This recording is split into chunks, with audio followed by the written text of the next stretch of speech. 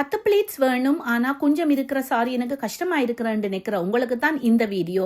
வளமையாக எடுக்கிற மாதிரி 3.5 இன்ச் ஃபர்ஸ்ட் பார்டர் எடுத்திருக்கிறேன். இப்போ அதில் இருந்து கரையில இருந்து 1.5 இன்ச்சுக்கு அளவாக நான் ஒரு பின் குத்தி இருக்கிறேன் பாருங்க.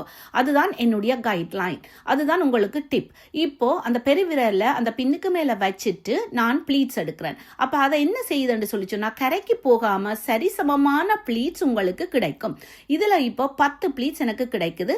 இப்போ அதை நான் உள்ளுக்களால் ஒவ்வொரு விரலும் கொடுத்து நேராக்கின பிறகு அந்த குஞ்சத்தை செட் பண்ணுறேன். என்னடா அன்ஈவனாக இருக்கும். இப்போ கிளிப் குத்திட்டு ஒவ்வொரு ப்ளீட்ஸையும் நான் கையால் எடுத்து ஒரு கையால் இழுத்து கொண்டு இடது கையால் நான் இழுத்து இப்போ செட் பண்ணுறேன். ஷோல்டரில் குத்துற பின் இருக்குல்ல, அந்த பின்னில் இருந்து தான் விரியும் செஸ்ட் ப்ளீட்ஸ். அப்போ அந்த ஷோல்டர் குத்துற பின்னில் இருக்கிற ப்ளீட்ஸ்கள் எல்லாம் நேரவா சரியவா இருந்தால் தான் எங்களுக்கு செஸ்ட் ப்ளீட்ஸ் சரியாக இருக்கும். இப்போ உள்ளுக்கால நான் பின்ன குத்துறேன். பின்ன குத்தி போட்டு நீங்கள் அயன் பண்ணி கொள்ளலாம். எண்ணி பாருங்க, 10 ப்ளீட்ஸ் இருக்குது. இப்போ ஸ்டீம் கொடுத்து அயன் பண்ணுங்க. தேங்க்யூ ஃபார் வாட்சிங்.